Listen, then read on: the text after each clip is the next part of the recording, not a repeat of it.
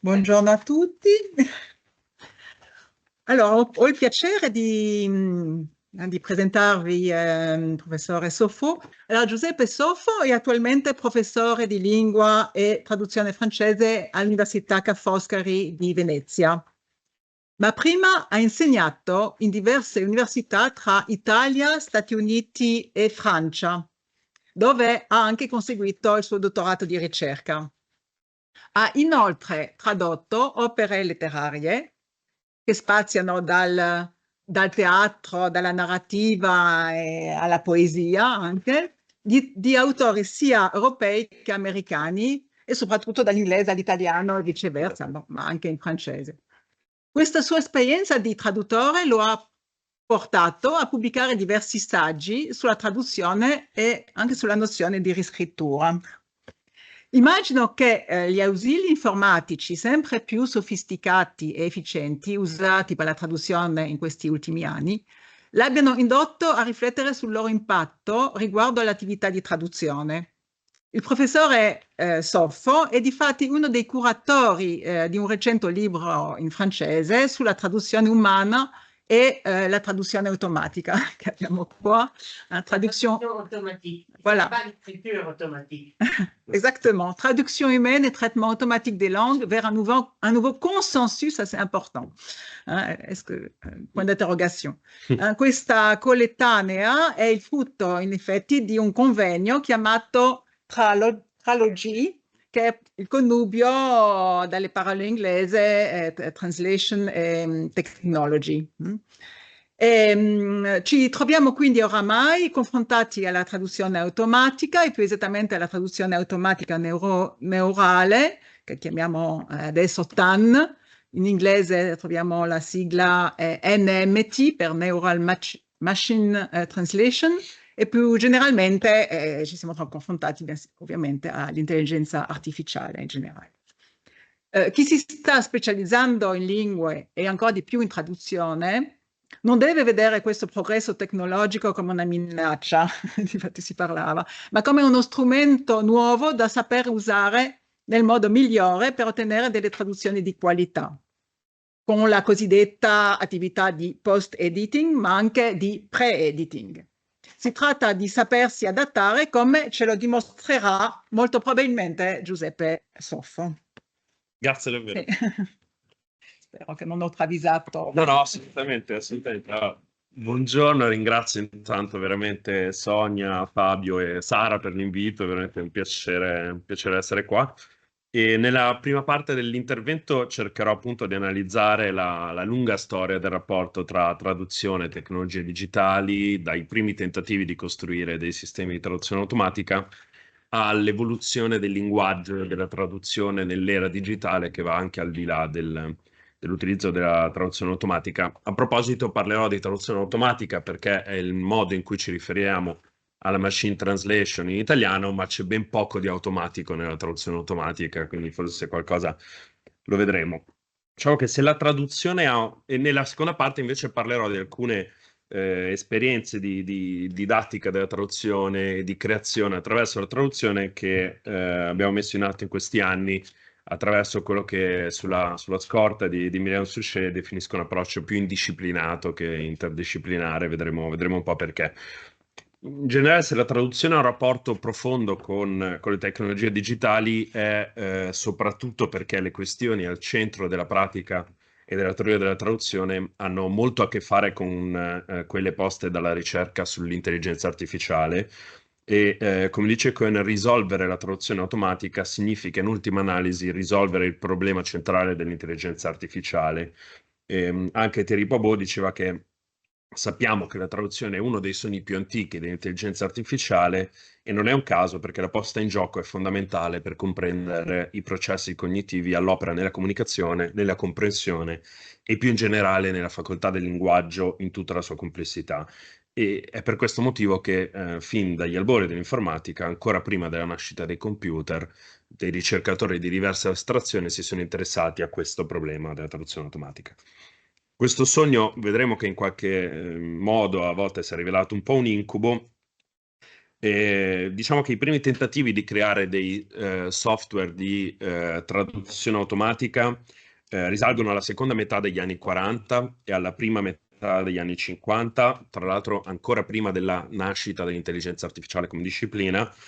E diciamo il primo tentativo è quello di Warren Weaver, che pensava che un testo in una lingua straniera potesse essere trattato come un codice da criptare e decrittare in una nuova lingua. E nel gennaio 54, utilizzando un dizionario di 250 parole e 6 regole grammaticali, fece il primo esperimento di traduzione di circa 60 frasi dal russo all'inglese, tramite una collaborazione con la Georgetown University e con IBM. Russo-inglese non è una coppia di lingue a caso, e questo ha sicuramente contribuito ad aumentare le aspettative verso la traduzione automatica nell'epoca della guerra fredda, non la lingua fredda, ma forse sono proprio queste aspettative troppo alte per le capacità tecnologiche dell'epoca una delle ragioni per cui poi sia i ricercatori sia le istituzioni che avrebbero dovuto finanziarli rimasero un po' delusi dai primi risultati della traduzione automatica.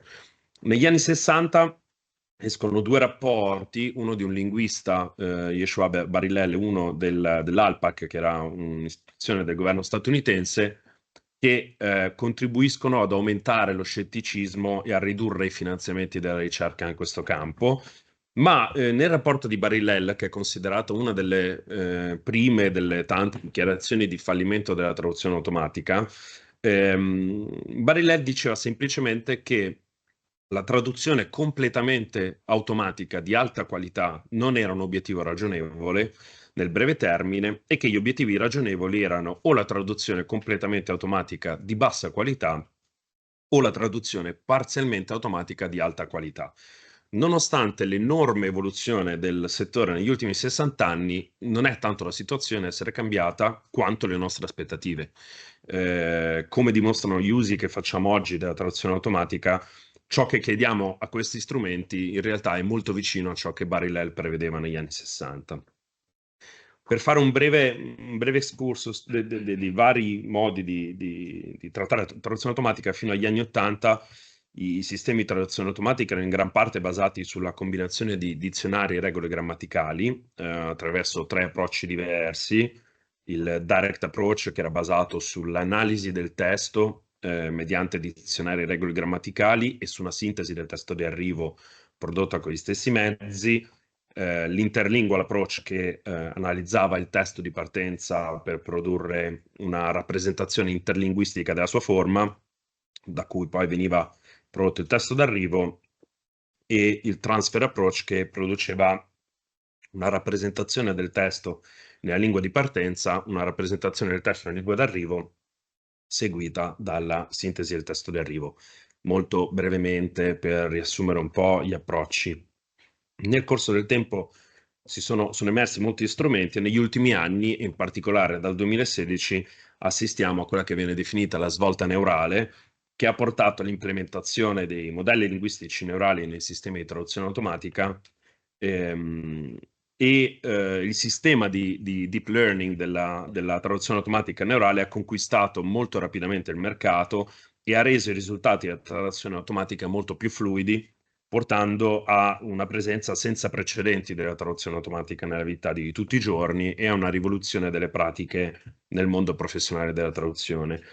In questo momento assistiamo a un'ulteriore rivoluzione, che è quella degli LLM, gli Large Language Models, come ChatGPT per capirci, che portano a un nuovo grande salto, che hanno un funzionamento completamente diverso rispetto ai sistemi precedenti.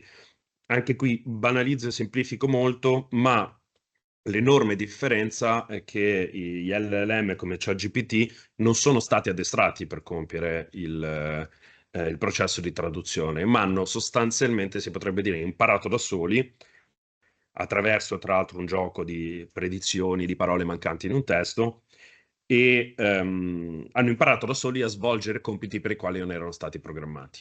Ora, questo dà prospettive molto importanti, ovviamente, da una parte; dall'altra parte il fatto che non abbiamo addestrato noi il software per compiere determinati processi significa che ci sfugge interamente perché faccia quello che fa. Quindi non sappiamo esattamente perché decide di tradurre in un determinato modo e questo può essere molto problematico. E non lo sappiamo, non nel senso che non lo so io, che non so molte cose, ma non lo sa neanche chi questi programmi li programma, appunto, scusate la ripetizione, chi li costruisce. Ci tengo però a sottolineare che la traduzione automatica non è l'unico modo possibile di coinvolgere la tecnologia nel processo di traduzione.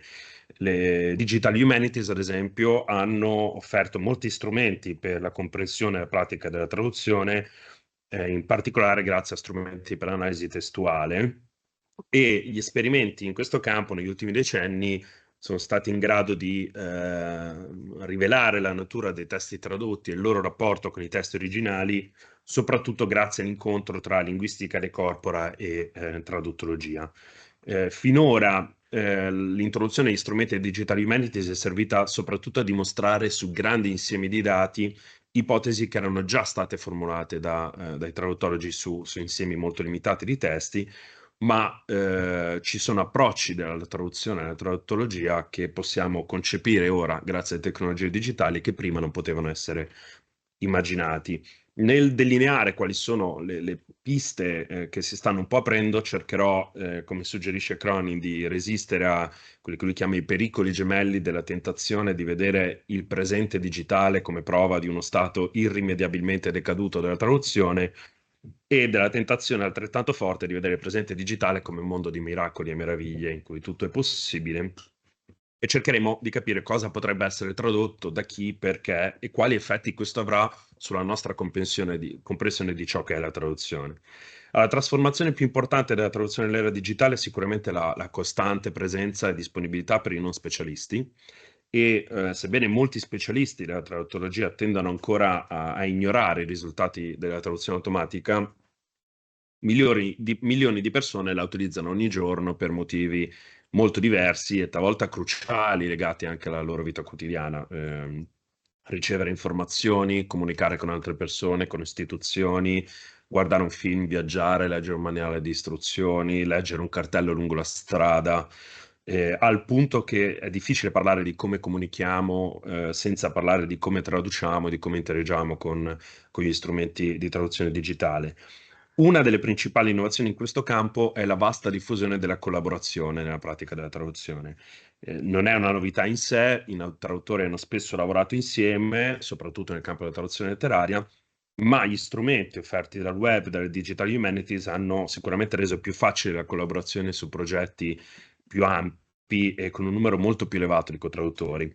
Nel campo dell'istruzione, l'incontro tra traduzione e Digital Humanities sembra un po' essere la risposta alla trasformazione dei processi di apprendimento nell'era dei nativi digitali. Nel 2009 Don Tapscott identificava 8 norme che differenziavano i giovani di oggi dalle generazioni dei loro genitori, dicendo apprezzano la libertà di scelta, vogliono personalizzare le cose, farle proprie, sono collaboratori naturali, preferiscono una conversazione a una lezione, analizzano nel dettaglio voi e la vostra organizzazione, insistono sull'integrità, vogliono divertirsi anche al lavoro e a scuola, la velocità è normale, l'innovazione fa parte della vita.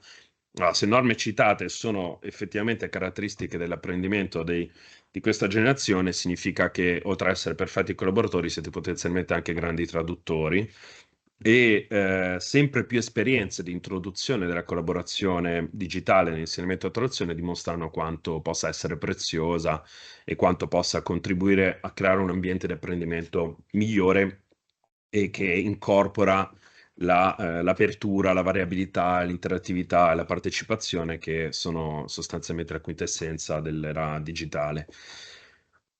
Oggi abbiamo diversi strumenti che favoriscono una collaborazione diretta in traduzione, c'è ad esempio una piattaforma molto interessante che si chiama Traduxio, che è fatta apposta per creare un ambiente collaborativo per traduttori di testi culturali, ma la traduzione collaborativa va ben oltre i confini dell'accademia e della formazione dei traduttori ed è una realtà in molte situazioni da quello che viene chiamato crowdsourcing al fansubbing.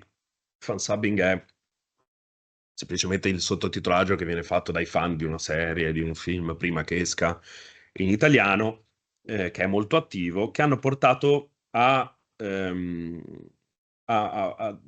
diciamo, i fruitori di un prodotto a diventare protagonisti attivi della sua traduzione. E l'aspetto interessante di queste pratiche è che si basano su una concezione completamente diversa della tecnologia in traduzione, che invece di essere la minaccia disumanizzante solitamente rappresentata, in questo caso è vista come uno strumento di intervento umano che si allontana dal soggetto, diciamo, isolato dell'agenzia di traduzione tradizionale verso una plurisoggettività dell'interazione, cioè sono più soggetti che contribuiscono a creare la stessa cosa.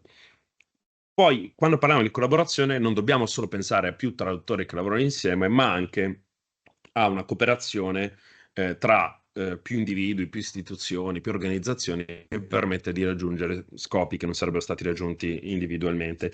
C'è un esempio che a me piace citare del ruolo sociale anche delle pratiche di collaborazione e di traduzione digitale, che è la risposta al terremoto che ha colpito Haiti nel 2010, 12 gennaio del 2010, perché nelle ore successive a sisma ci si è resi conto che la rete mobile di telefonia mobile funzionava ancora, quindi i messaggi circolavano, ma non funzionavano i sistemi di allerta e soccorso. Abbiamo fatto saltare la luce parlando di Haiti.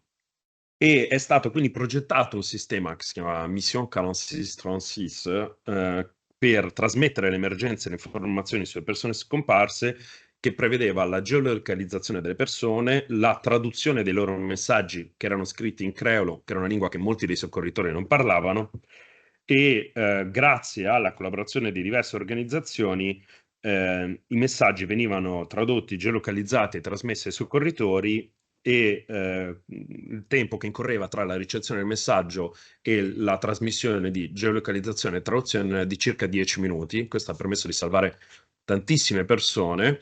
E il giorno stesso del terremoto la Carnegie Mellon ha reso pubblici tutti i dati che aveva sul creolo haitiano, per consentire ad altri di sviluppare tecnologie linguistiche per aiutare la comunità di lingua creola.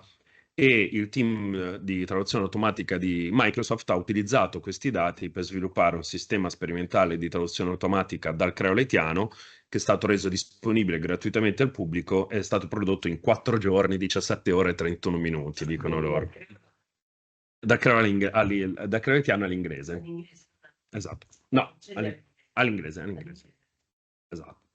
Un'altra svolta importante nella comprensione del ruolo della traduzione automatica è diciamo, il fatto che l'attenzione si è spostata sull'usabilità più che sulla qualità, cioè si sta spostando l'attenzione su la possibilità di offrire più letture possibili di un testo in altre lingue, piuttosto che sulla qualità del risultato della traduzione. È un processo che in realtà è cominciato già da tempo. Alan Melby nel 97 scriveva: spesso si presume che per essere utile una traduzione debba essere di qualità sufficientemente elevata da essere paragonabile al lavoro di un traduttore umano professionista. Non è così. Una traduzione automatica di bassa qualità, prodotta rapidamente e utilizzata solo per ottenere un'indicazione del contenuto del testo originale, definita traduzione indicativa, è forse l'uso più in rapida crescita della traduzione automatica. E basta pensare ai tanti casi della nostra vita quotidiana in cui consultiamo documenti, siti web, video che contengono parole in una delle tante lingue che non parliamo, e decidiamo di rivolgerci a uno strumento che può essere Google Translate, DeepL, quello che volete, in circostanze che non ci porterebbero mai a imparare la lingua o a assumere un traduttore professionista. Esatto. E la presenza di macchine e software nel mondo della traduzione, appunto, non può essere vista solo come una minaccia, ma allo stesso tempo non è del tutto innocua. La realtà della localizzazione ci mostra che la crescente presenza di pre-editing, post-editing, sta portando a forme di linguaggio specificamente progettate per l'interazione con le macchine, piuttosto che con gli esseri umani. E tra l'altro viene definito questo linguaggio controllato, che un termine che potrebbe portarci a discussioni interessanti sul tipo di controllo che questo linguaggio produce, che è un linguaggio prodotto dagli esseri umani per le macchine e non il contrario, potrebbe avere su di noi. E dobbiamo capire in che modo questo linguaggio, appunto, soprattutto aumenta eventualmente il problema del pregiudizio, quello che viene definito bias nel linguaggio. Sapete che la maggior parte degli strumenti di intelligenza artificiale hanno quello che viene definito machine bias, un pregiudizio della macchina, ovvero incorporano i pregiudizi compresi nei testi che abbiamo scritto, quindi nei corpora che analizzano, ma li amplificano, quindi danno un problema ancora maggiore. Ci sono tantissimi esempi, per farvi un esempio molto banale, fino a poco fa su Google Translate, se chiedevate la traduzione di l'insegnante è molto intelligente, dall'italiano al francese, se avete l'insegnante, può essere insegnante uomo, può essere una donna, se chiedevate la traduzione dell'insegnante è molto intelligente, vi diceva le professeur est très intelligent, se scrivevate l'insegnante è molto attraente, vi diceva la prof est très attirante, quindi non solo al femminile, ma anche la prof invece che professeur. Sono delle cose su cui si sta intervenendo per ridurre questo pregiudizio, però è una cosa che è presente nelle macchine e che non sarà facile da contrastare. Anche le questioni etiche alla base dei progetti di traduzione sono state rese più complesse, come preservare la proprietà intellettuale di un traduttore che lavora in un ambiente digitale, se il suo lavoro viene utilizzato per addestrare le macchine, dove tracciare il confine tra collaborazione e sfruttamento e soprattutto cosa guadagneranno, cosa perderanno non solo i traduttori, ma in generale gli esseri umani attraverso l'interazione con gli strumenti digitali della traduzione. Van der Meer nel 2010 scriveva che nel XXI secolo la traduzione sarà un servizio pubblico di base per tutti gli abitanti del pianeta, un diritto umano che tutti potranno richiedere e pretendere. In questo senso sarebbe interessante forse trattare anche gli algoritmi come linguaggi da apprendere, perché sappiamo quanto siano decisivi oggi sulle interazioni che abbiamo con lo Stato, con le persone, con tutti quanti. E c'è un'altra possibilità di collaborazione da esplorare, che è la collaborazione sempre più frequente tra esseri umani e macchine, che è sempre stata vista sostanzialmente come una minaccia, ma che è sostanzialmente ineludibile. Ogni traduzione a oggi comporta una parte di tecnologia, se non anche a partire dal fatto semplice che la scriviamo su un computer, utilizziamo delle memorie di traduzione. Va però ricordato che la macchina non è un'entità estratta, indipendente dalla nostra volontà, ma è proprio il frutto dell'intelletto, del lavoro di esseri umani che porta alla costruzione di strumenti in grado di svolgere compiti complessi. Quindi Crony ci dice la biologia e la tecnologia non sono isolate, ma nel nostro regno, diciamo, nel mondo in cui viviamo oggi, la tecnologia cura e compensa le carenze, ad esempio, della nostra vista, del nostro metabolismo, della nostra mobilità, della nostra memoria, e quindi quando parliamo di traduzione come attività umana dobbiamo tenere conto anche del coinvolgimento intrinseco e non semplicemente estrinseco della tecnologia. Quindi invece di negare questa interazione sarebbe bene metterla in evidenza e contribuire a un'evoluzione più sana di una collaborazione che ormai inevitabile e ricordarci che la macchina non è intelligente quando riesce a simulare la nostra intelligenza o a rispondere a domande a cui noi saremmo già in grado di rispondere, né quando supera la nostra intelligenza, ma quando dà agli esseri umani la possibilità di fare cose che noi non saremmo di grado di fare o che non riusciremo forse neanche a immaginare senza l'aiuto della macchina. C'è anche la proposta, ad esempio, di etichettare la traduzione per rendere chiaro ai fruitori della traduzione di che cosa stanno leggendo, se è una traduzione umana, traduzione automatica completamente o una via di mezzo tra le due, ma in generale la cosa interessante è che nonostante le grandi paure del settore, i lavori in traduzione non sono per nulla diminuiti, anzi sono aumentati, sono però molto cambiati, quindi si va sempre più verso, soprattutto nel campo della traduzione professionale, un campo in cui i traduttori intervengono su una traduzione in parte automatica. Però questo porta anche alla specializzazione dell'umano in compiti più creativi e quindi diciamo che invece che rubare il lavoro ai traduttori umani, permette ai traduttori umani di focalizzarsi su attività più creative di traduzione.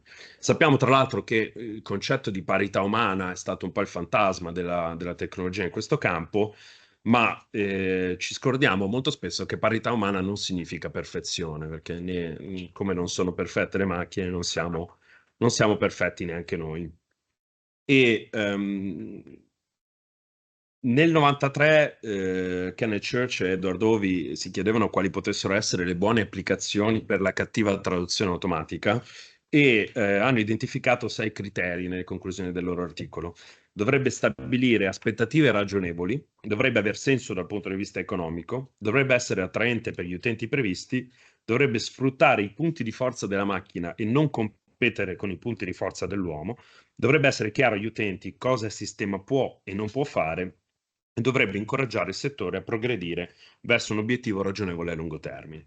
Negli ultimi anni abbiamo assistito a applicazioni molto interessanti e, come dicevo prima, si sta andando sempre di più nella direzione di capire di questo, diciamo, di andare verso questo nuovo consenso tra traduzione umana e traduzione automatica per un'interazione più profonda e più significativa tra macchina umana e umani che sia possibilmente nell'interesse di questi ultimi e non nell'interesse delle macchine.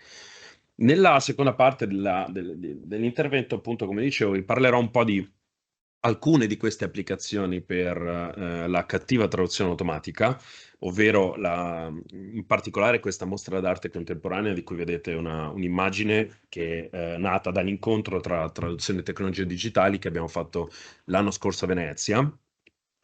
Ma per parlarvene devo partire un po' da molto prima e parlarvi di alcune pratiche, appunto, come dicevo, indisciplinate di didattica della traduzione che ci hanno portato poi a questa mostra.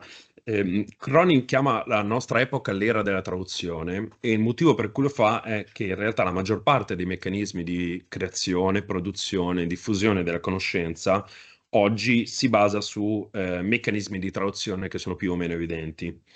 Intanto ogni dialogo è una traduzione dal linguaggio mentale al linguaggio verbale e viceversa, e tutto ciò che vediamo, leggiamo o ascoltiamo attraverso strumenti informatici o elettronici è il risultato di vari meccanismi di traduzione e transcodifica, e quindi guardare meglio a tutto ciò che può essere compreso come traduzione all'esterno nel nostro mondo può forse aiutarci anche a capire meglio che cos'è la traduzione propriamente detta.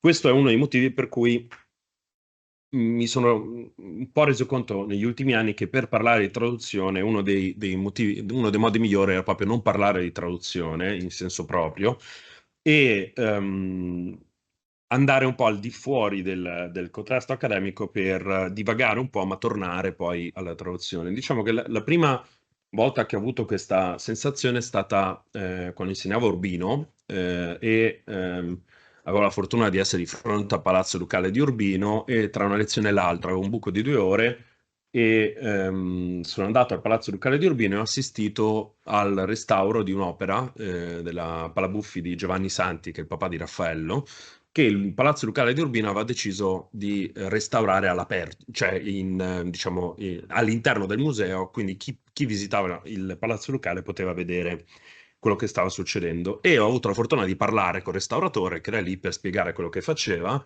e mi ha spiegato che il restauro ha 3 principi chiave, che sono compatibilità, reversibilità e riconoscibilità. Allora, compatibilità è chiaro, non devo usare strumenti che vanno a rovinare l'opera. Ehm, Reversibilità anche, cioè il mio intervento deve poter essere rimosso. Quello che mi ha stupito è la riconoscibilità, cioè da profano ho sempre pensato che il restauro efficace fosse quello che non si vedeva, che sembrava invisibile. In realtà non è così, deve essere chiaramente leggibile e riconoscibile ed è molto simile secondo me a quello che avviene in traduzione, quando si pensa che la traduzione debba essere appunto invisibile, debba mirare a rendersi l'originale. In realtà anche lì non è così. Quindi ho un po' giocato con i pregiudizi sulla traduzione in alcuni esercizi di traduzione per portare a quello che Scarpi definiva un tradimento creativo del testo, cioè ho fatto alcuni esercizi in cui chiedevo agli studenti di modificare, di apportare delle modifiche impercettibili al testo in traduzione, ma che permettessero di cambiare la prospettiva del testo, oppure di fare degli esercizi di synthèse creative. La synthèse è un esercizio tipico dell'insegnamento della lingua francese che prevede la produzione di un testo a partire da diversi testi. In questo caso facevamo creativa, quindi partivamo da testi letterari in lingua francese, 3 testi sullo stesso argomento per portare alla scrittura di un testo in italiano che in qualche modo fosse una riscrittura, traduzione, adattamento di alcuni dei testi precedenti. Poi, ispirandomi a un'esperienza di Isabelle Colombat all'ESIT, che proponeva invece quella che lei chiama un approccio esperienziale all'insegnamento della traduzione, ho chiesto agli studenti di partire da un testo in francese, questa è una cosa che faccio sempre per l'ultimo corso dell'anno, cioè di produrre una traduzione che parta da un testo scritto in lingua francese e produca qualcosa che non sia un testo, qualsiasi cosa. Vi dico semplicemente le cose che sono state presentate in classe il primo anno, ormai sono 4-5 anni che lo facciamo e vengono fuori cose interessanti. Il primo anno ci siamo trovati con una torta al cioccolato, delle trecce, dei braccialetti colorati, un aquilone, un origami e degli eclair, che non so se li conoscete, sono dei tipici pasticcini. Ho scoperto tra l'altro che si chiamano fiamme a Venezia, quindi forse sì, non lo sapevo. Nella discussione della torta al cioccolato, che partiva da una ricetta francese, è venuto fuori che era stato necessario modificare la ricetta perché la ricetta originale prevedeva il burro de micelle, che è molto comune in Francia e che in Italia non si trova. Però proprio come le differenti tradizioni culinarie si basano su ingredienti diversi, lo stesso si può dire anche delle lingue diverse. Gli ingredienti di una lingua non sono sempre riproducibili in un'altra, e nel passaggio tra le due siamo costretti a utilizzare ingredienti estranei alla lingua di partenza che modificano in qualche modo il prodotto, ma non sempre per il peggio, vi assicuro che la torta era buona. Le trecce erano state proprio trecce fatte su 2 studentesse in aula a partire da un video di una youtuber francese, dimostravano che le materie prime su cui si lavora non sono sempre uguali, ma che ciò che importa sono i nodi, così anche nel caso dei braccialetti colorati che erano stati fatti seguendo le indicazioni dei bambini di un campo estivo francese, come si sciolgono, si intrecciano i nodi principali del tessuto che costituisce il testo è infatti ciò che ci porta a ricostruire. Sì. No, ho chiesto a loro di partire da qualsiasi testo in lingua francese e produrre qualcosa che non fosse un testo. Sì, di loro scelta. Sì, sì, sì, sì. Ogni gruppo sceglieva, esatto, esatto. Ognuno di loro ha scelto un testo e ha prodotto questa traduzione, tra virgolette, che però non era una traduzione linguistica, ma una riproduzione. Esatto. Grazie. E gli ultimi 2 esempi, l'aquilone, ad esempio, l'aquilone è stato molto, molto divertente perché nella presentazione le studentesse insistevano sul fatto che avevano fatto determinate scelte per ragioni estetiche. Cioè non gli piaceva che l'aquilone fosse rosa nella versione originale, mancava secondo loro un tocco da una parte, un tocco dall'altra. Anche questa è una cosa che, per quanto molto delicata, succede in traduzione letteraria. Ci sono scelte che vengono fatte per compensazione, per ragioni estetiche, perché determinate forme sono più o meno accettabili in una lingua.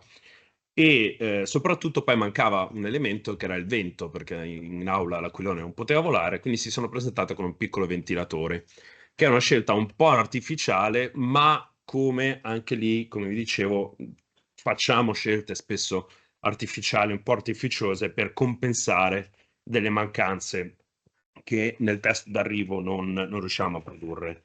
L'origami invece è stato costruito davanti a noi perché, secondo le studentesse, non avrebbe avuto senso mostrare il prodotto finito e basta, ma bisognava mostrare il processo, che è esattamente anche questo quello che cerco di far capire agli studenti e alle studentesse durante i corsi di traduzione. Non è tanto la traduzione definitiva che ci interessa, ma il modo in cui ci siamo arrivati. arrivo agli Eclair, che appunto la cosa interessante è che il gruppo aveva scelto di fare gli Eclair perché in una traduzione precedente che avevano fatto la parola Eclair li aveva mandati in confusione, perché è una parola che ha tantissimi significati, non del tutto direttamente traducibili. Sì, lampo, bagliore, ci sono tante diverse percezioni e anche lì erano venute fuori due cose interessanti. Allora, da una parte la temporalità della traduzione, perché avevano cotto gli eclair il giorno prima, ma siccome gli eclair, come le traduzioni, invecchiano rapidamente, si erano dovuti trovare la mattina stessa per riempirli di cioccolata, e dall'altra la progressiva omogeneizzazione che si ottiene attraverso la collaborazione. In questo caso specifico c'era un ragazzo nel gruppo che faceva gli eclair, che più che eclair sembravano dei bignè perché erano quasi tondi, erano molto tozzi.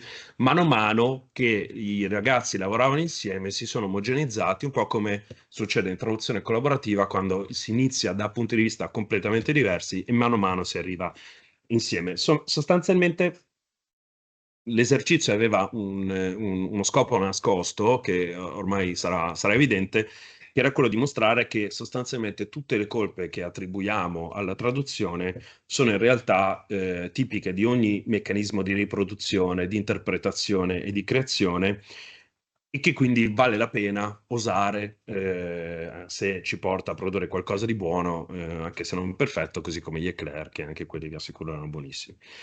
Sulla base di queste esperienze e dell'incontro con un artista franco-rumena, Stefania Becheanu, un incontro che era stato proprio favorito da Miriam Suchet, che ci ha chiesto di lavorare insieme, sono arrivato a pensare che anche l'arte contemporanea poteva essere un modo di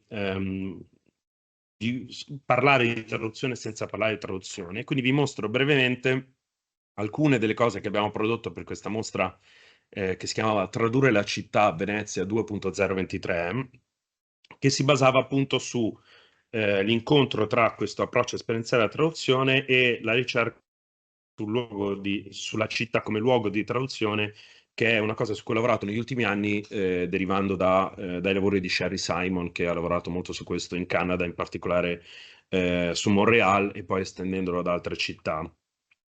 La mostra si apriva con un manifesto di cui vi leggo alcuni brevi passaggi.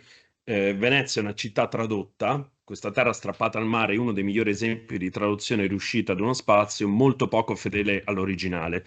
Costruire sull'acqua, come si è fatto a Venezia, significa trasformare uno spazio di movimento, l'acqua, in uno spazio di sedentarietà. È un cambiamento estremo di linguaggio, invece di imparare a muoversi, a seguire le onde, bisogna chiedersi come resistere alla loro forza e come trovare stabilità tra le maree. Ma Venezia è anche una città da tradurre, è alla ricerca di una nuova traduzione che possa far dimenticare tutte le cattive traduzioni che ne sono state prodotte nel mondo. Ogni città ha una propria sintassi, una propria grammatica. Per poter leggere un luogo bisogna conoscere la grammatica dello spazio, saperne leggere il linguaggio.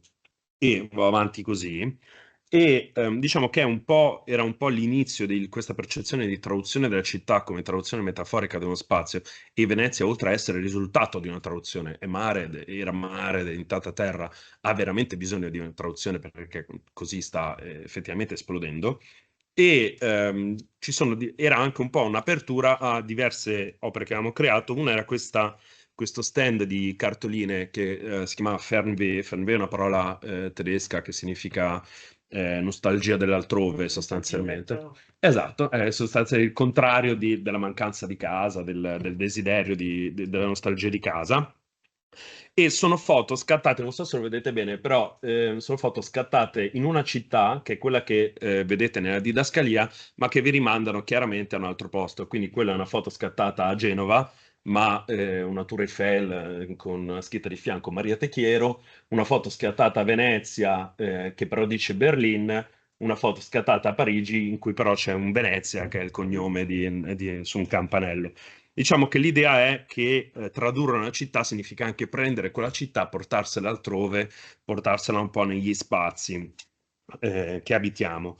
Il cuore della mostra però era un'altra sezione che si intitolava L'alfabeto della città, che è il risultato di esperimenti un po' ludici che ho fatto negli ultimi anni utilizzando la funzione di traduzione delle immagini di Google Translate per tradurre le scritte che si trovano nella città. Non so se avete mai visto la funzione immagini di Google Translate vi permette di inquadrare, invece che di scrivere per tradurre, vi permette di inquadrare un testo e tradurlo. Ovviamente l'attenzione è solo ed esclusivamente sulla possibilità di utilizzare, non sulla qualità. Quindi non vi promette delle traduzioni di alta qualità, ma vi assicuro che quando vi trovate al confine tra due paesi, non sapete se sul cartello che avete di fronte c'è scritto passa o non passare, se no ti spariamo, può essere molto utile. E l'idea era giocare sugli errori, quindi l'idea non era produrre traduzioni ottime, ma cercare gli errori del software un po' per capire che cosa questo ci diceva sul software e sugli errori e un po' per vedere se a volte, per capire, diciamo, il lessico della città, la grammatica della città, e un po' per capire se a volte queste cattive traduzioni ci dicevano qualcosa di più vero di traduzioni corrette. Però la prima sottosezione comprendeva delle opere realizzate traducendo le scritte sui muri della città. Allora, quella che vedete a sinistra è una frase che chi è passato a Venezia avrà visto più volte, All tourists are bastards, che come sapete non è esattamente il luogo che è più accogliente per i turisti. E la traduzione diceva tu le bâtards sont des touristes, cioè tutti i bastardi sono turisti, che non è esattamente la stessa cosa, è un'inversione, e se chiedete alla maggior parte dei veneziani vi dirà che è più d'accordo con questa versione che con quella. Quest'altra traduzione, Silenzio e rispetto, era una scritta fuori da una chiesa. C'erano diverse traduzioni in diverse lingue leggermente diverse, e poi c'è quel Silence is answer to, che è interessante perché sappiamo da dove viene, cioè lì il software vede per sbaglio rispetto, probabilmente non vede la E e quindi prende RISP come l'abbreviazione che si usa per risposta nei messaggi e quindi dice silence is answer to, poi all'improvviso per un fenomeno di quella che viene definita machine hallucination, anche le macchine hanno le allucinazioni, dice silence is Russia, traduzione completamente sbagliata, ma andategli a dire che effettivamente ha torto. Diciamo che c'è forse qualcosa di nascosto dietro. Altri esempi venivano da una manifestazione che si era tenuta a Campo Santa Margherita per le proteste contro il fatto che la città è sostanzialmente diventata inabitabile per chi ci vuole abitare, è diventata sostanzialmente un grande Airbnb a cielo aperto, e si opponevano in particolare al biglietto di ingresso a Venezia, che come sapete però ora è legge. Esiste. Esatto, esiste, sì sì. Esatto, e c'è qualche eccezione. Allora, lì c'è questo Venezia riparta dalle student, quella è una schwa, quella alla fine. Ovviamente un meccanismo di traduzione automatica di questo tipo, che non è addestrato per fare queste cose, non riconosce il linguaggio inclusivo, però riconosce quel 24-hour cache che c'è scritto là dietro per caso, che è una banca, e quindi diventa Venice starts again from 24-hour cache, quindi Venezia riparte da soldi 24 ore su 24. Infatti vedete lì non sembra una traduzione, però vedete che lo seleziona, non si vede benissimo, e infatti poi in francese lo traduce Venise recommence à partir d'argent 24 heures su 24, che è molto più vero di Venezia riparte dagli studenti, perché effettivamente il mercato immobiliare di Venezia non tiene assolutamente in conto le esigenze degli studenti, ma quelle del denaro. Stessa cosa succede qua con la casa è un diritto, che diventa cash in una direction, l'argent in direzione, soldi in una direzione, in questo caso molto semplicemente perché interpreta quella A finale di casa come una H per errore, però ancora una volta dice una cosa ben più vera di quello che c'era scritto sul cartello. La casa è un diritto, sarebbe, cioè la casa è un diritto avere una casa, invece diventa cash perché prende la A di finale di casa, pensa che sia una H e quindi dice che è cash e quindi poi lo traduce in argent. Stesse cose in modo un po' diverso succedono con questi due pannelli in cui la scritta "Questa città non è un museo" viene tradotto in inglese come "Questa città non è una musa", molto poetico, e in francese come questa città non è un museo dell'Unione Europea. Ora andrebbe indagato il perché. Mentre qua è più facile capire dove è stato l'errore. Venezia invendibile resiste, con questo gioco di parole tra esiste e resiste. Invendibile non è probabilmente una parola che ha sul suo dizionario, quindi non la capisce, ma capisce inventabile. E invece di resiste, traduce semplicemente riesiste, quindi esiste di nuovo. Quindi ci dà forse la possibilità di immaginare una Venezia che esiste nuovamente e che può essere reinventata. C'è poi un processo ancora più estremo. Allora, diciamo che molto banalmente il software funziona così: riconosce il testo, lo estrapola, lo cancella, lo sostituisce con un colore di fondo, lo traduce e va a riscriverlo sopra con un font il più possibile vicino a quello originale. Siccome è progettato per tradurre non solo testi scritti così, ma anche cose scritte a mano, è addestrato a riconoscere anche cose un po' al limite, cioè cose scritte male. Quindi cerca di interpretare, diciamo, è programmato immaginando che se tu lo stai usando, lì c'è un testo. Quindi cerca di interpretare tutto ciò che gli dà come un testo. Io ho un po' sfruttato questo suo meccanismo di costruzione per fargli tradurre delle cose da non tradurre, ovvero dei palazzi. Questo delì lunghissimo che vedete non sono altro che arcate come quelle che vedete a sinistra. Queste sono il Palazzo delle Procuratie Vecchie a Campo San Marco. Scusate, a Piazza San Marco, l'unico non campo di Venezia. Stessa cosa, lo vedete un po' meno, fa lì con AAA, bucket e AAA di nuovo. Tra l'altro gli chiedo spesso di rilevare la lingua che vuole, a un certo punto lì non so perché pensava che fosse scritto in corso. E questi sono dei primi esempi. Poi questo qua invece è il Colosseo Quadrato di Venezia, di Roma, scusate, che è il grande monumento costruito all'Eur, tra l'altro anche lui, se vogliamo, traduzione del Colosseo in qualche senso. E lui riconosce le arcate come se fosse un testo da tradurre, quindi improvvisamente, quando parlo di grammatica della città, improvvisamente il software fa delle cose che io non avevo neanche immaginato e lo vede veramente come un testo da tradurre. C'era un'ultima sezione che spostava poi l'attenzione sulla creatività della macchina. Quando parlo di creatività della macchina, non parlo ovviamente della macchina come artista che crea, ma del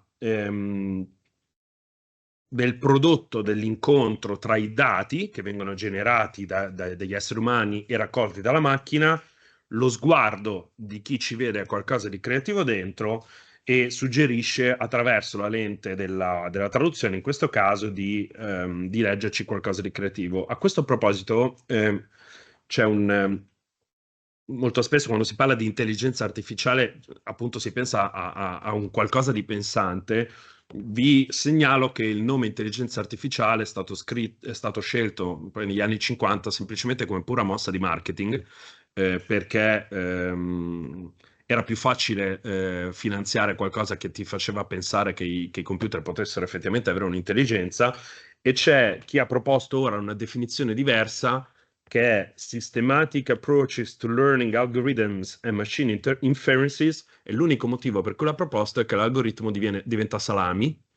E se ci pensate, dire tutte le definizioni di ciò che l'intelligenza artificiale può fare usando la parola salami invece che intelligenza artificiale sdrammatizza un po' tutto e ci fa capire che attribuiamo molta più intelligenza di quella che la macchina abbia.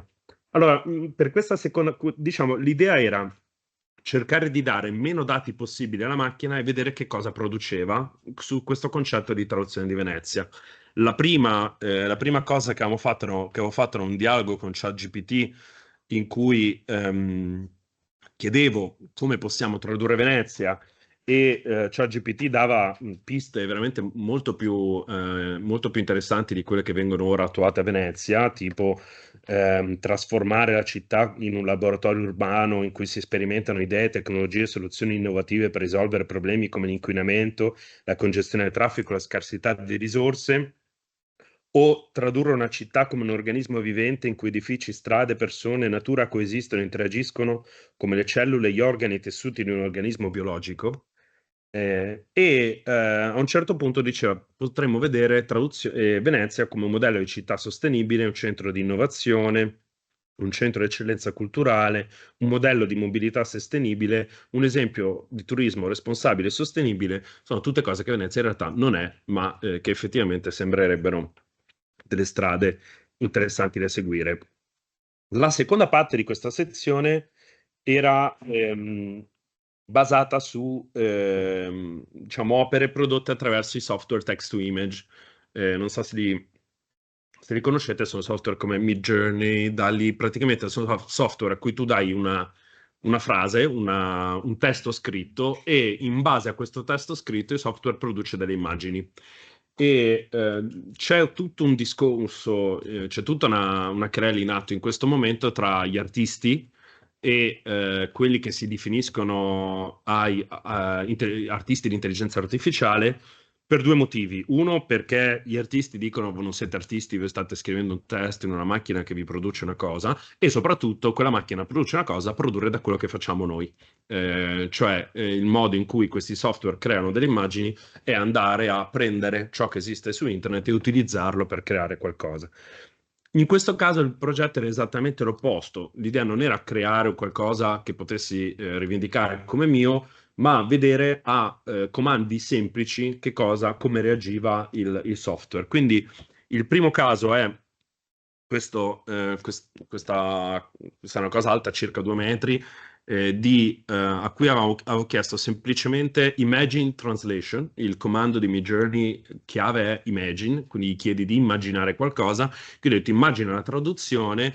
Il software parte da 4 immagini molto sfocate, come vedete da sopra, per poi produrre gradualmente delle immagini sempre più definite, e qua praticamente sono le immagini montate in verticale. Poi quando arriva a produrre queste 4 immagini, puoi chiedergli di produrre 4 immagini a partire da ognuna di queste immagini, e a sua volta delle variazioni. E vabbè, qui non si vede benissimo, però la cosa interessante è che, nonostante io gli avessi chiesto di immaginare la traduzione e non la traduzione della città, produce in molti casi delle città.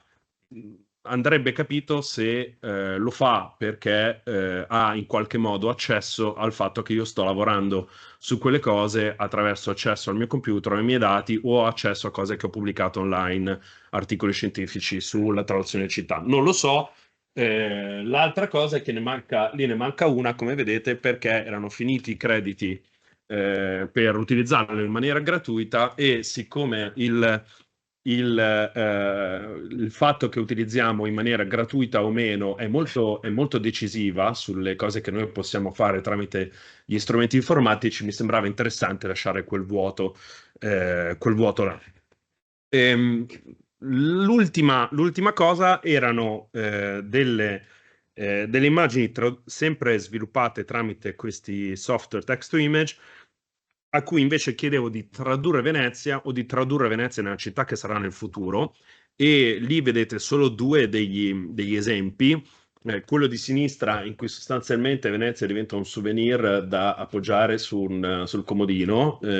In alcuni casi, tra l'altro, la base del souvenir, come vedete lì, è una gondola, lì in alto a sinistra. Oppure delle immagini abbastanza apocalittiche che ci danno un'idea molto chiara del futuro che si immagina per Venezia. Non ho messo qua un'altra cosa interessante, che era queste altre immagini in cui le gondole erano sostanzialmente grandi 20 volte Venezia. E questo è in realtà abbastanza facile da spiegare, perché andando a prendere ciò che è stato prodotto, se voi scrivete Venezia molto semplicemente su Google Immagini, vi verranno fuori quasi solo immagini di gondole. Quindi per l'immaginario dell'intelligenza artificiale Venezia è più una gondola che un'isola, e quindi le gondole sono sempre più importanti, quindi venivano fuori queste gondole grandi più o meno come un'isola. L'ultima cosa che chiudeva la mostra era questo testo che si chiamava L'originale infedele alla traduzione, che è ispirato a un testo di Borges e che riflette veramente molto bene la mia visione della traduzione, ma che è ispirato anche a un aneddoto molto vero sulle chiavi del mio primo appartamento veneziano. Ve lo leggo. Dice: le prime chiavi del mio primo appartamento veneziano aprivano la porta ma non la chiudevano, mentre le chiavi del mio coinquilino aprivano e chiudevano senza problemi. Un calzolaio mi disse che c'era bisogno dell'originale perché senza originale non poteva fare una buona copia. Gli ho spiegato che come teorico della traduzione non credo nell'autorità dell'originale e che Borges diceva che l'originale è infedele alla traduzione. Mi sono anche detto che forse una cattiva traduzione è proprio questo: non una traduzione che non apre il testo, ma una traduzione che lo apre ma non riesce a chiuderlo. Alla fine sono riuscito ad avere una copia delle chiavi che aprivano e chiudevano la porta, non da un originale, ma da una buona copia. Forse una buona copia potrebbe salvare Venezia e darci la chiave per liberare l'originale. Allora, questo testo era accompagnato da 3 mazzi di chiavi, il mazzo di chiavi originali, le cattive copie e la buona copia. Però, siccome io nel frattempo avevo già lasciato quell'appartamento da tempo, tra l'altro neanche in maniera particolarmente, diciamo, pacifica con le proprietarie, non avevo più le chiavi e quindi ho dovuto produrre delle buone copie e delle cattive copie a partire da un originale, ed è stata la cosa più complicata perché il calzolaio si rifiutava di farlo, che diceva: io non posso fare un cattivo lavoro perché devo darti delle chiavi che non aprono. Io cercavo di spiegare: sì, però a me quello serve, e soprattutto non sapeva come farlo. Cioè, io so fare il mio lavoro, ma non so farlo male. Io non sono in grado di darti una chiave che non apre. E diciamo che era anche qua, sono, diciamo, momenti di vita quotidiana al di fuori della traduzione, ma che in realtà possono mostrarci, secondo me, un'incarnazione materiale dei difetti che attribuiamo alla traduzione linguistica, alle sue lacune, ai suoi errori, ma che in realtà non sono caratteristici solo della traduzione, ma di molti processi di comunicazione, trasmissione e riproduzione. Allora, in tutto questo processo, diciamo, l'uso della traduzione ludica, viene definito, ha permesso di aggiungere in qualche modo un valore, diciamo, performativo, un testo di partenza, piuttosto che di trasmetterne o comunicarne il significato, e di aprire alla sperimentazione attraverso le conoscenze e la soggettività del traduttore, così come attraverso l'esperienza sensoriale e concreta addirittura di chi veniva a vedere la mostra. Quello che, perché sono arrivato a parlarvi di questo? Perché sostanzialmente la centralità della soggettività del traduttore stesso in pratiche di questo tipo è sostanzialmente la centralità dell'umano, perché forme di traduzione come questa, che sono estreme, ma ogni forma di traduzione creativa risponde un po' in parte alla necessità di trovare un nuovo ruolo e nuovi compiti per i traduttori umani nell'era dell'evoluzione della traduzione automatica o assistita.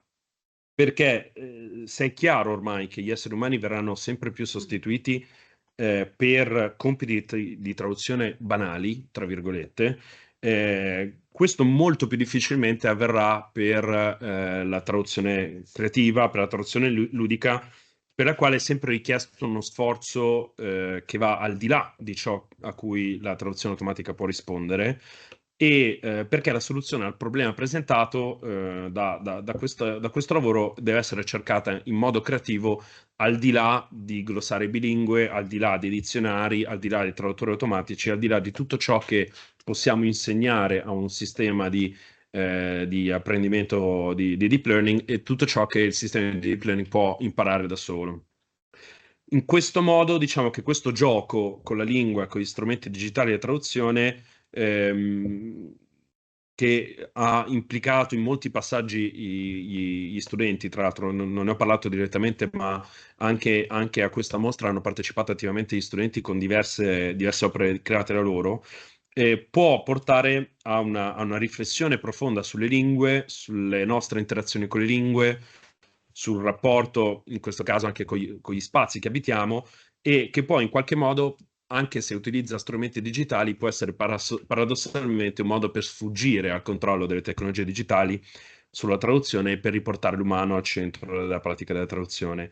Isabelle Colombat, che citavo prima, dice: la nostra disciplina non è solo radicata nella società, ma anche profondamente legata all'umano. A mio avviso, un tale approccio olistico all'atto del tradurre, in cui il traduttore si investe come individuo in tutta la sua singolarità, va di pari passo con un approccio umanistico alla traduzione e alla formazione della traduzione.